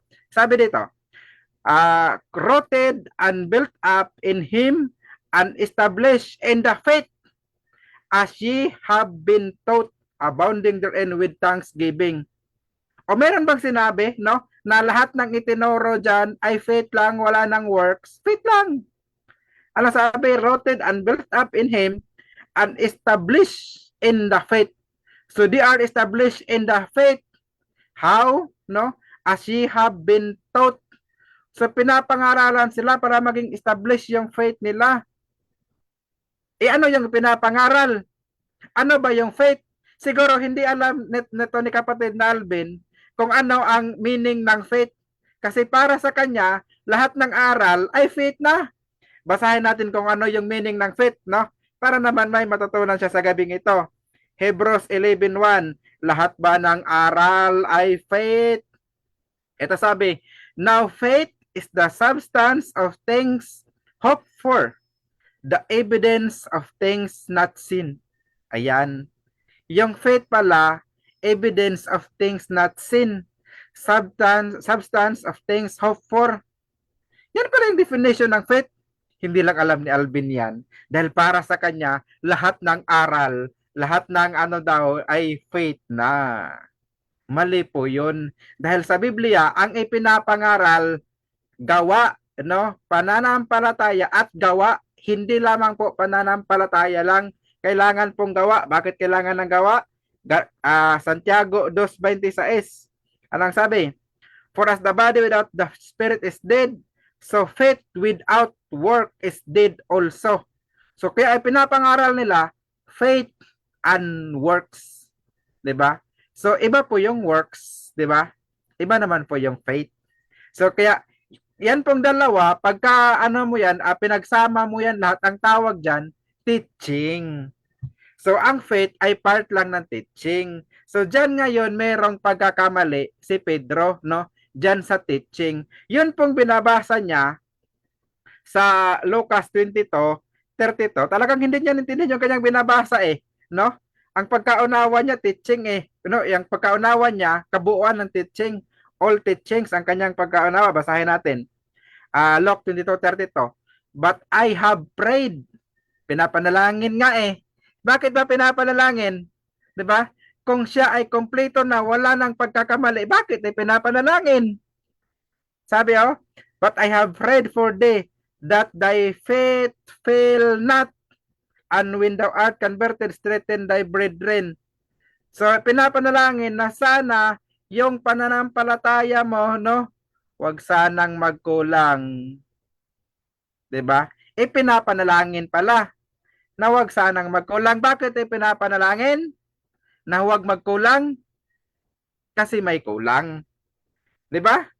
May kulang. Kasi kung kompleto na yan, bakit ipinagpapanalangin mo pa na huwag magkulang? Kung kompleto na, kung hindi na nagkukulang, wala ka sa common sense nun, no? Si Kristo may sabi nito. Si Kristo ba walang common sense para hindi niya alam kung ano ang kanyang pinapanalangin? Si Kristo po ang pinaka-head teacher sa lahat, no? Kaya alam po niya na yung faith ni Pedro may kulang. Kaya nga sabi niya, Pedro, mahal mo ba ako? Pakanin mo ang aking mga topa. Pedro, mahal mo ba ako? Di ba 3 beses pinaulit-ulit? Bakit? Nire-remind si Pedro. Bakit? Dahil si Pedro nakakalimot. Paano po natin napatunayan yan, no? Bakit po natin nasabi na si Pedro nakalimot? Ito pag-amin mismo ni Pedro. Hindi ko ito imbentuhan. Nasa Biblia po ito, no? Acts 11:16. Ganito ang sinasabi ni Pedro. Sabi niya dito, then remembered I the word of the Lord. Ano daw? Naalala niya. 'Di ba? So dito pa lang sa 11:16, naalala ni Pedro kung ano yung sinalita, inutos sa kanila. Ano sabi? How that he said, John indeed baptized with water, but ye shall be baptized with the Holy Ghost. So ito pa lang nito, itong sinabi pala ni Kristo dito, hindi to naalala ni Pedro noong una. Kaya nga sinabi niya dito, at naaalala ko. 'Di ba? Kasi bakit pa niya sabing at naaalala ko dito sa tagpong ito kung hindi naman niya nakalimutan yung sinabi ni Kristo? Alam mo ba kung saan sinabi ni Kristo ito? Nung bago siya umakyat sa langit, no? Acts 1:5, ganito ang ating mababasa. Sabi dito, for John truly baptized with water, but ye shall be baptized with the Holy Ghost not many days hence. So ito yung sabi ni Kristo sa Acts 1:5. Nakalimutan ito ni Peter. Kaya pagdating sa 11:16, at naaalala ko. 'Di ba? So meron siyang pagkakamali ng una kasi meron siyang nakalimutan. Sabi niya sa Acts 2:30-39, no? Kailangan niyo munang mabautismuhan, saka ninyo tatanggapin ang kaloob ng Holy Spirit. 'Di ba? Kung babasahin mo yung 2:30-39 ng gawa, hindi ka raw makakatanggap ng Holy Spirit pagka hindi ka dadaan sa water baptism, sabi niya ng una. Pero pagdating doon sa sangbahayan ni Cornelio, 10:44-47 ng gawa, hindi niya nalubog sa tubig pa, pero tumanggap na ng Holy Spirit. Baliktad sa kanyang sinabi noong una. 'Di ba? Sabi niya kasi noong una, lubog sa tubig muna bago tumanggap. Pagdating kay Cornelio, baliktad ang nangyari. Hindi natupad yung order na sinabi niya. Tapos sabihin ba natin na yun ang tama? Na hindi ka tatanggap ng Holy Spirit pag hindi ka malubog sa tubig? Siyempre may pagkakamali siya doon, 'di ba? Kaya nga itong si Pedro, no? Siya ay sinaway ni San Pablo. Harap-harapan pa, 'di ba? Kasi kung yang ginawa ni Pedro ay isang simpleng maliit na bagay lamang na pagkakamali na walang kinalaman sa aral, dapat hindi yan ipinahiya or harap-harapang sinaway ni Pablo. 'Di ba? Kung simpleng bagay lang yung pagkakamali ni Pedro. Tandaan mo, no, sila itinuturing silang mga haligi, Galatia 2:9, mga haligi sa iglesia. 'Di ba? Tinuturing sila. Pero siya na haligi sa iglesia, sinaway ng harap-harapan. Bakit? Kasi meron siyang hindi nasunod sa ebanghelyo. Pagka sinabing hindi nasunod sa ebanghelyo ng tama, aral yung kanyang hindi nasunod. Yun nga po mga binanggit natin kanina, mga aral po yon, no, na kanyang mga nabanggit at saka nagawa nung una na mali. Kaya nga, yun ay itinuwid. Inaamin niya man niya 'di ba? Ang topic kasi namin na patatunayan niya na hindi nagkakamali si Pedro. Pero sa kanya mismong pagsasalita, nagkamali si Pedro, kaya itinuwid, no? Itinuwid daw ni Kristo dahil yan ay sulsol ni Satanas. Ano ba yung sinabi ni Pedro? Siya na mismo umamin na yun ay aral. 'Di ba? So, mali yung aral na sinabi ni Pedro sa 16:22, kaya sinaway ni Kristo sa 23. Ikaw na mismo may sabi. Paano na yung tema mong hindi nagkamali si Pedro? Kung ikaw na mismo umaamin na sinaway dahil nagkamali. Sana naman, inintindi mo yung paksa na tatayuan mo, no? Dahil piniprito ka lang ng sarili mong mantika. Ay, time na. Okay, so dyan nagtatapos mga kapatid ang rebuttal ng ating negative. At syempre, dako tayo sa 7 minutes na pag-cross ng ating affirmative sa negative. Brother Alvin Kitamundok ng Roman Catholic Church, your time start now. Maraming salamat, Badras, moderator, at ang ating kapatid si Brad Sam Tahuda ng MCGU. My first question, Brad Sam, based on muna na premise kasi ang teaching namin sa Catholic Church na pasa kay Pedro at sa mga Santo Papa, lahat ng mga turo namin sa Santo Papa mula kay Pedro, ang unang Papa namin, walang mali. So dito nakasulat na ngayon sa CCC. So saan dito sa CCC ang portion na mula kay Pedro, mali ang turo ng Katoliko? Tinuro ba dito yung hindi namatay si Juan, na pwedeng pagkumain ng hindi kakain ng mga hindi malinis, at yung hindi mamatay si Kristo, Matthew 16:22, sinulat ba dito? Saang portion dito sa CCC? Yung alleged mo na maring aral ni Pedro sinulat dito, saan? Anong chapter? Anong page? Okay, ang sagot ko po, wala po sa CCC, dahil ang usapan natin, Biblia lamang. So nakasulat po sa Biblia, yung 16:22, yung 10:15, yan ay aral po na nakasulat, na yung mga aral na yan, itinuwid. At ang nagsabi niyan, si Pedro, itinuwid siya. Bakit siya itinuwid? Dahil mali yung kanyang aral na binanggit. Next question. So ibig sabihin, kasi hindi ka nagbigay anong page number dito, you just denied, kasi ito ang natanggap namin kay Pedro for 2,000 years, ibig sabihin ngayon, wala pala talagang tinuro ang Iglesia Katolika through our standard CCC, Catechism of the Catholic Church, yung alleged mo na maling aral ni Pedro, wala pala talaga yon. Yes or no? Hindi namin aral yon mula kay Pedro, na si Juan hindi mamatay, si Kristo hindi mamatay, na pwedeng hindi pa rin kakain ng mga marumi. Yes or no? Categorical. Hindi pala aral namin yun, Ate Pedro. Sagot. Ano po, hindi po aral galing kay Pedro yung CCC ninyo, kundi gawan nyo na lang po yan. Hindi po yan kay Pedro. No, at saka ang pag-uusap natin, Biblia po yung gagamitin natin sa ating pagpapatunay, no? Na ikaw na mismo umamin na si Pedro nagkamali, kaya ikinurik siya ni Kristo. At yan po yung paksasana, naintindihan mo yung paksang itinitindig mo ngayon. Next question, kasi kahit ano na dito, kay rebuttal na question. So alam mo ba ang Greek ng cannot fail, your faith cannot fail in Luke 22:32? Alam mo ang Grego nun o hindi? Just Check natin. pag hindi mo alam. Alam mo ang Greek nun? You can read the Greek in Luke 22:32 o hindi? Mababasa po Just natin yan.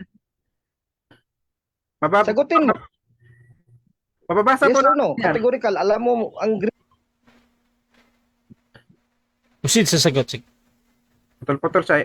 Yes po, mababasa po natin yan kasi tinatanong mo kasi kung mababasa mo ba yung Greek. So mababasa po natin yan dito sa Luke 22:32. So thy faith cannot fail, so no? Sige daw. Next question. Anong Greek ng faith cannot fail? May next question. Anong Greek ng faith cannot fail dyan sa Luke 22:32 kung mababasa mo? Sabi mo, you can read. So very good. So ngayon, ano ang Greek dyan? That is the question. Ano ang Greek ng faith cannot fail in Luke 22:32? Tatlong words lang yan, faith cannot fail. Ano yun sa Greek? Kung mabasa mo, if you're not bluffing. Ano po, pistis, eklepo, hinimayan pong faith cannot fail dyan po sa sa Luke 22:32. So ang tinutukoy po dyan, faith po yan, hindi po yan kabuuan ng teaching. So pistis, hinipo, hinimayan po yun. Next question. Okay, next question. Di ba sa Greek lexicon yan, itong he eklepe, hepistis, faith cannot fail, ang translation dito, might not possibly fail, hindi posible na magkulang. So ang tanong ko nga sa'yo ngayon, alam mo ba ito na hindi pala posible magkulang? Yun ang panalangin ni Kristo kay Pedro. Yes or no? Alam mo pala? Hindi. Hindi mo alam. Yes or no? Wala po sa original po yung sinasabi mong possible, dagdag na lang po yan ng mga na nagde-define po no, ng mga salita na ginamit mo dyan. Wala po yan sa original. So kung magtatanong ka po, make sure na sa original po yan, hindi po yung isiningit na lang ng mga nagsalin or ng mga nag-define ng mga terms dyan. Next question. Hindi ito nagdagdag, this is a translation, might not possibly fail. Meron ka ba dyang lexicon na hindi ang meaning might not possibly fail? Meron ka? Sige nga, kasi sabi mo, dinagdag lang, mali yan. Hindi yan tama, Brother Alvin. Dinagdag, komentary lang sa akin, letra po letra dito sa Greek. So, meron ka ba dyan, letra po letra, na mali yung cannot possibly fail? Sige, nawala yung salitang possibly. So, pwede pala magkulang kasi mali yung translation dito. Meron ka, wala? At yun ba, Sam? Pakisagot.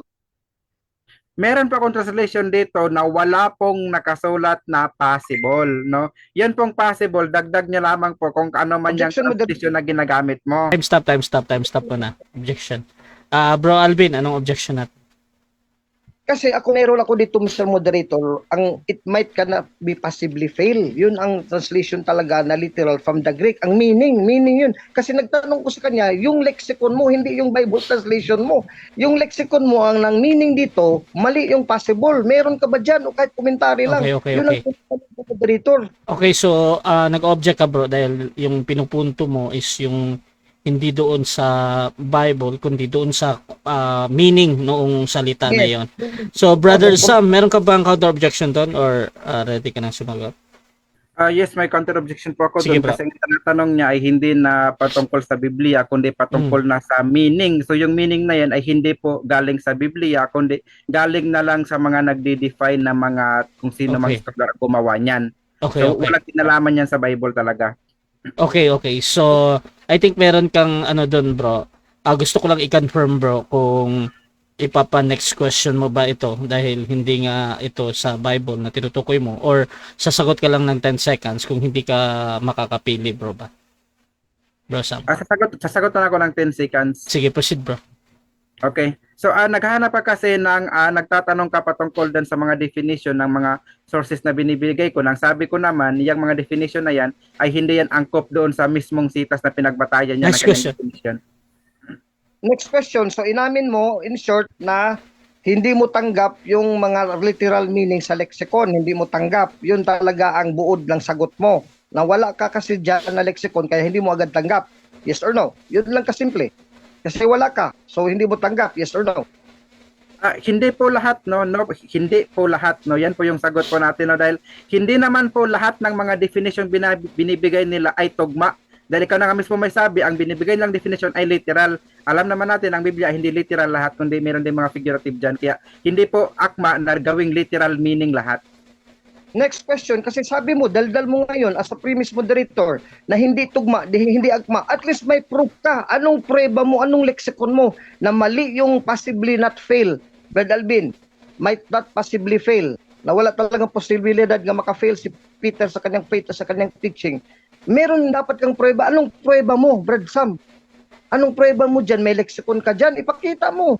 Huwag lang magsalita ka na, mali yan, Brad Alvin, tapos wala ka namang palang patunay, di ang authority mo, dila mo. O meron ka, wala. Amen. Yes or no? Wala. Meron po, Biblia Meron mismo magpapatunay. Okay, ito pong sagot ko, no. Yan pong nagbibigay ng meaning sa mga leksiko na ginagamit mo, ay tao lang din po yan. Halimbawa, kung mag-quote man ako ng mga taong hindi mo rin naman gusto, tatanggapin mo pa. Halimbawa, iko-quote ko ang sinabi ni Soriano, no, na si Pedro nagkamali. Tanggap mo ba? Siyempre, hindi mo tanggap. Ang tatanggapin mo lang, Next yung question. taong nagsabi na hindi nagkamali si Pedro. Nabutan ka na ng oras. Based on the Tagalog version, huwag magkukulang o hindi magkukulang. Sabi mo kanina, pwede pang magkulang. Ngayon, pag sabi ni Cristo, hindi na 7 minutes time. Sinukundi natin. Gusto ikaw. 7 minutes time. 7 minutes time. Okay, so dyan, nagtatapos mga kapatid. Ayan, tumunog na. Yung ating second stage ng debate. At syempre, dako tayo sa ating final conclusion. Mauna dito si Brother Samuel Tahuda bilang negative na sa topic na patutunayan ko na si Pedro ay hindi nagkamali sa pagtuturo. Your time start now, Brother Sam. Okay, maraming salamat. So gusto ko lang ulitin yung tema, no, dahil parang hindi talaga ito nakuha ng affirmative yung kanyang tinitindigan. Ang paksa kasi patutunayan na si Pedro ay hindi nagkamali, no? So hindi po namin sinabi, hindi po paksa na si Pedro ay kumbaga nagtuturo ng mali. Hindi po ganoon ang paksa, 'di ba? Kung nagtuturo ba siya or talagang sinasadya niya magturo ng mali, hindi po ganoon ang paksa. Ang paksa, kundi ang paksa ay hindi nagkamali. So ibig sabihin po, meron po siyang mga naituro, no, na hindi sa kanyang kaalaman, 'di ba, na yung iniisip niyang tama 'yon pero mali pala 'yon. 'Di ba? Kumbaga, hindi niya intensyon na maituro yung mali. 'Di ba? Pero nga meron nga siyang naiturong mali. Yan po yung tinitindigan natin na sinasang-ayunan naman ng ating kausap, no? Siguro hindi niya lang talaga naintindihang lubusan yung tema na kanyang pinapatunayan, 'di ba? Ang paksa ko kasi, no, merong naiturong mali, no? Wala akong sinabi or wala akong tinitindigan na hanggang ngayon mali ang tinuturo ni Pedro. Wala akong ganong stand, 'di ba? Kundi ang stand ko, meron siyang maling naituro. Kaya nga, meron ngang mga pagkakataon diyan, maraming pagkakataon makikita natin na ikinorek siya. So si Brad Alvin na mismo umaamin, 'di ba? Na ikinorek siya ni Pedro, ikinorek siya ni Juan, ikinorek siya ni Cristo, 'di ba? So iisipin mo lang, no, gamitin mo lang ng konting common sense. Bakit siya ikinorek kung hindi siya nagkakamali? 'Di ba? Ano pang silbi ng pagkokorek kung hindi nagkakamali? 'Di ba? Halimbawa, sabi sa diyan sa Revelation 22:19, no? Ang Biblia, ang daw, yung aklat na ito ay wag mo nang dagdagan, wag mong babawasan. So ano ang dahilan bakit wag dagdagan? Kasi hindi siya kulang, 'di ba? So hindi na dapat dagdagan kasi hindi kulang, hindi bawasan kasi sakto talaga siya, 'di ba? Kaya kapag sinabing yung sinabi diyan sa 22:32 na ipinapanalangin ko na ang pananampalataya mo ay hindi magkukulang. Bakit pinapanalangin na hindi magkukulang? 'Di ba? Kung 'yun ay kumpleto na, no? Kung kumpleto na 'yon, yung faith, bakit pinapanalangin pa na hindi magkukulang? Nonsense yung pagpapanalangin hindi magkukulang kung 'yon ay hindi talaga nagkukulang. 'Di ba? 'Yun pagpapanalangin sa nagpapatunay 'yon na doon sa faith ni Pedro may pagkukulang.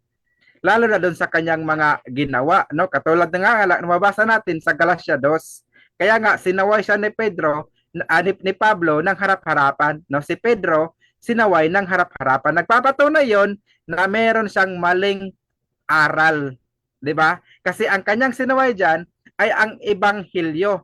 At pagka sinabing ebanghelyo, ipapangaral 'yan at aral po 'yan, no? Mateo 24:14. Kaya talagang gibang-giba yung itinindig ng ating kausap ngayon. Napatunayan po natin na si Pedro ay mayroong naipangaral na mali noong una, no? Sa salita at sa gawa, no? Kasi ang aral kasi salita at gawa 'yan, no? Kaya nga sabi sa 2:26, faith without work is dead. Kaya ang ipinapangaral nila, faith plus work, no? Hindi faith lang, kundi merong plus. So yan, sa faith, ipinapanalangin na hindi magkukulang kasi nga may kulang, at saka sa gawa mismo, meron siyang nagawa na hindi sang-ayon sa ebanghelyo. At yung mga bagay na yon, yun ay mga aral po yun. Dahil ayon sa ikalawang Tesalonica 2:15, yung kanilang mga sinalita, yung kanilang mga sinulat, yun ay pawang mga aral. 'Di ba? So, kaya dito napatunayan po natin, no, na si Pedro nung una nakapangaral lang mali pero itinuwid siya, no, ikinorek siya. Halimbawa na lamang meron siyang ginawa nung una na bautismo na hindi naman talaga 'yun ang itinuro ni Kristo, kaya pagdating sa 11:16 lang daw sabi niya, at naaalala ko, no, kung anong klaseng bautismo daw yung iniutos sa kanila. Bakit niya sinabi ang bagay na 'yon? Kasi meron nga siyang nagawa at nasabi noong una na mali. No, nakatulad na lamang nung binabanggit niya na kailangan malubog muna sa tubig bago tumanggap ng Holy Spirit. Eh, mali pala yon. Kasi pwede palang tumanggap ang tao ng Holy Spirit kahit hindi malubog sa tubig. Kaya meron po talagang maling na ipangaral si Pedro. Kaya nga siya itinuwid ng kapwa niya apostol. So kaya ngayon, ang dapat po nating paniwalaan at dapat nating ipangaral, yun ng mga aral na kung saan itinuwid na, no? Hindi na natin sasampalatayanan yung mga maling na ipangaral ni Pedro nung una, kundi doon na tayo sa mga aral na itinuwid, na itinama, na yun ang dapat nating sampalatayanan. Pero hindi mo natin pagkaila na mayroon nga siyang ipangaral na mali nung una. Okay, so dako tayo mga kapatid sa ating 5-minute din na final conclusion ng ating affirmative sa kanyang pinatutunayan na si Pedro patutunayan ko na si Pedro ay hindi nagkamali sa pagtuturo. Brother Alvin Gitamundok ng Catholic, your time start. Okay, maraming salamat, Badrash. Dito nakita na yun natin ang palitan. Napakaliwanag talaga na napatunayan ko ang tema at bumagsak si Sam sa pag-negate sa tema natin ngayon. Kasi yung infallibility, ibig sabihin yung formal official teaching ni Peter, yung mga mali niyang gawa, makasalanan niya, pati ng ibang apostol, mga maling haka-haka nila, hindi yun official teaching. Yun ang ituro para sa buong mundo, para maligtas ang tao. Ikaw, Brad, sa mga hindi nakaintindi sa tema, kung pwede pala makapagturo ng mali, ibig sabihin katulad ninyo, katulad ng Iglesia ni Cristo, nagturo ng mali, tapos ipinakalat sa buong mundo. Hindi po ganyan ang Ebanghelyo. Hindi mo pala alam ang talata sa 2 Tesalonica 2:15. Hindi mo kasi ikinonteksto sa 12, pananampalataya yan, ang aral na sinulat sa Biblia. 2 Thessalonians 2:15, binasa mo. Ang mga aral na sa inyong itinuro, o yung tinuro na aral, yun din ang faith noon. Naging sa pamamagitan ng salita o ang aming sulat. Sulat o salita, preaching, oral tradition by the word, and then written scriptures, Biblia. Buong faith din yun sa 12 upang mga tulan silang lahat na hindi nagsisimpalataya o faith sa katotohanan, kundi nalulugod sa kalikuan. So yung makalikuan na aral, mga maling aral, hindi ka naturo ni Pedro at ng mga apostol, kahit meron silang hakahaka na mali.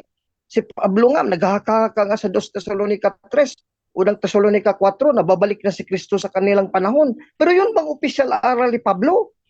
Na-corrected nga si Pedro ni Kristo, kaya walang official na aral dito na nasunod namin kay Pedro. Nasundan ngayon sa gabing ito, na itong CCC, talagang pure doctrine to ni Peter at the Apostles sa galing hango sa Biblia, walang turong mali.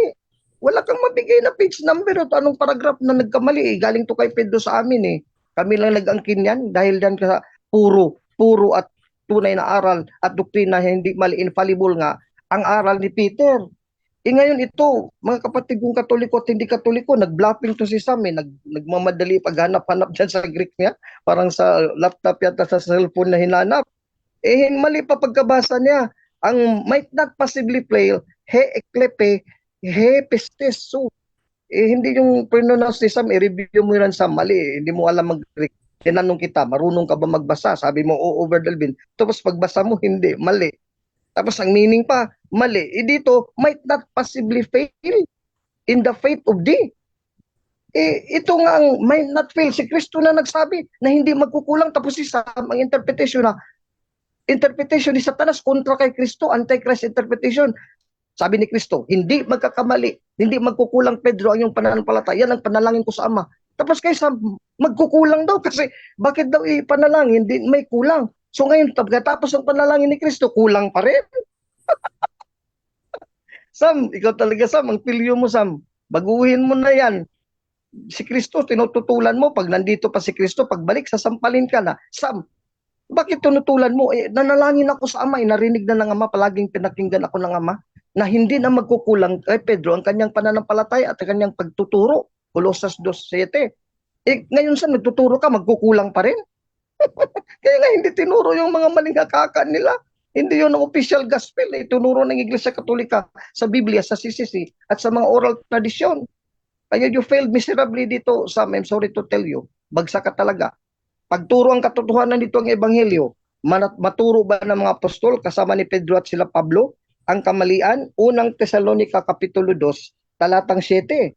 Sabi dito, Unang Tesalonica Kapitulo, Unang Timoteo Kapitulo, last 1 minute, maraming salamat Badra, no? First Timothy chapter 2, verse 7, na dito itinalaga ko na tagapangaral, tulad ni Pedro, tagapangaral, 2 Peter 1:1-2, at apostol o pag-apostol, sinasabi ko ang katotohanan. May halo bang kasinungalingan o kamalian? Hindi ako kailanman magsisinungaling. Guro sa mga hintil, sa pananampalataya at sa pagtuturo ng katotohanan. Pagkatotohanan lang ang tinuturo at pananampalataya ni Pedro at ng mga apostol, walang mali. 1 Timothy 2:7, ang dami mong alam, hindi alam Sam eh. Kasi side ka of the devil, gusto mong pulaan si Pedro na nagkamali ng turo. Hindi yan official teaching ang mga maling haka nila. Kaya Sam, you failed. Ikaw pa lang hindi nakaintindi dito. Sa Greek, hindi ka pala alam. Wala kang lexicon dyan. Huwag kang mag-blapping kasi ni-research ko na. Walang lexicon na hindi sabi na magkukulang pa. Nga, posible pa magkamali si Pedro o magkulang sa kanyang pananampalataya. No! After Pentecost, ang i-teach actually, puro na tama at purong aral. So bagsak ka, Brad Sam. Sorry to Time. Okay mga kapatid, so dyan nagtatapos ang ating debate between Roman Catholic Church and MCGU mga kapatid. So bago natin i-end yung ating live, syempre gusto ko muna silang bigyan ng time. Magpasalamat sa lahat ng mga manonood at makakapanood natin pa nito sa ating YouTube channel at sa Facebook, no? So unahin natin si Brother Alvin. Bro, pasalamat ka muna bro. Okay, maraming salamat una sa ating moderator at admin, si Badrasha. Second time na to na pinabalik ako niya dito to debate, to represent the Roman Catholic Church. I'm very grateful, Badrash, that you welcome me, no, with open heart. Tapos ito naman si Brad Sam na very gentlemanly naman si Brad Sam. Mabait ito si Brad Sam, alam ko eh. Tapos kaibigan ko rin to, no? So nothing personal between me and Brad Sam. At saka mga Catholics dyan na sumusuporta sa akin, maraming salamat. Sila Brad Christopher Catrice Bernabe, ulitin ko mga pangalan nito, mga friends ko to, sila Brad Ramon Mapalo Naol, sila Rolly Casyom Silumenyo, mga RDM brothers and generals dyan, hindi ko na lang isa-isahin kasi mahahaba ng oras. At lahat ng mga Catholic Faith Defenders, pati ang mga grupo nila Father Darwin sa punto por punto. Nagpapasalamat din ako sa patuloy nilang pagtatanggol sa ating simbahan, sa Catholic Faith Defenders National Office, sa ating mga spiritual directors, si Reverend Father Lucas Inoc dito sa Cebu, tapos sa Reverend Father Fran Villegas sa National Directorship sa CFD National Office dito sa buong bansang Pilipinas. At sa lahat ng mga Katoliko na nakikinig, pati rin sa mga hindi Katoliko, sana, I pray that the Holy Spirit will guide you, you will listen well to my debates, and then ponder, tapos isipin nyo, bulay-bulayin, and then think to come back to the Catholic Church while there is still time. Habang may panahon pa, bumalik na kayo sa simbahang Katoliko kasi bibo na sa langit sa mga Katoliko, marami ng santo at santa doon. Wala pang protestante, narinig ko na napunta doon sa fiesta ng langit. Wala pa, hindi pa po nakarinig sila Martin Luther. Okay, so thank you din bro. Dito din, Sam, salamat bro. Okay, maraming salamat na Brother Rasha sa pag-unlock dito sa page mo, no. Salamat din sa sa ating kadebate ngayon na isang talagang magaling magino kadebate, no, na si Brad Alvin Gitamondok. So marami na kaming debate nito at lahat ng mga debate namin ay naka-upload din sa YouTube, no. Sa mga gustong balikan or sa mga hindi nakapanood ng live ngayon ay pwede niyo pong panoorin itong debate namin na i-upload ko rin naman sa aking channel o dito sa channel ni Rasha. So salamat po sa lahat ng mga nanood. Naway meron kayong natutunan, no, sa gabing ito. Kayo na po ang bahalang magtimbang, no, kung aling panig ang inyong kung sa tingin niyo talagang mas matimbang para sa inyong So kayo na po ang bahala magtimbang ng mga argumento, no, na mga binigay namin ngayong gabi. So salamat po sa inyong lahat at salamat po sa Diyos. Okay mga kapatid, please kung gusto nyong ano nga yung YouTube channel mo, Sam? Ano nga yung